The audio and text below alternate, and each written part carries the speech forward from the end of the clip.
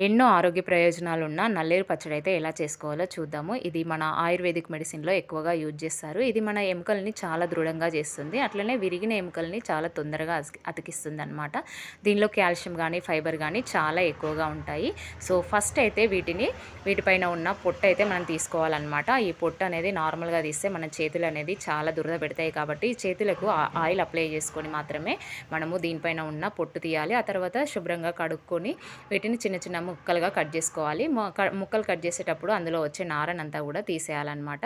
ఆ తర్వాత ప్యాన్‌లో సరిపడా ఆయిల్ వేసుకొని చింతపండుతో సహా కొద్దిగా సాల్ట్ యాడ్ చేసుకొని వీటినైతే మంచిగా ఫ్రై చేసుకోవాలి. లేదంటే మాత్రం మనం తినేటప్పుడు గొంతంతా కూడా దురదగా ఉంటుంది కాబట్టి మంచిగా ఫ్రై చేసుకోవాలి. ఇప్పుడు వాటిని చల్లారేంత వరకు పక్కన పెట్టేసుకొని మనం తినే కారానికి తగ్గట్టుగా ఎండుమిర్చి అలాగే కొన్ని వెల్లుల్లి రెబ్బలు యాడ్ చేసుకొని మంచిగా ఫ్రై చేసుకోవాలి. ఇప్పుడు వీటిని చల్లారేంత వరకు పక్కన పెట్టేసుకుందాం.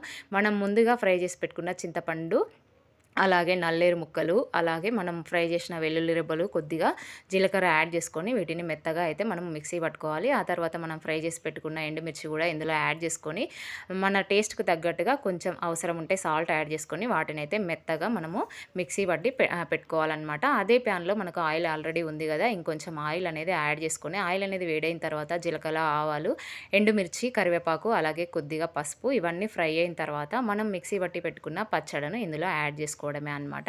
సో, చాలా హెల్తీ అయిన నల్లేరు పచ్చడి అయితే చాలా సింపుల్‌గా అయితే రెడీ అయిపోయింది. సో, ఖచ్చితంగా ట్రై చేయండి. Thank you.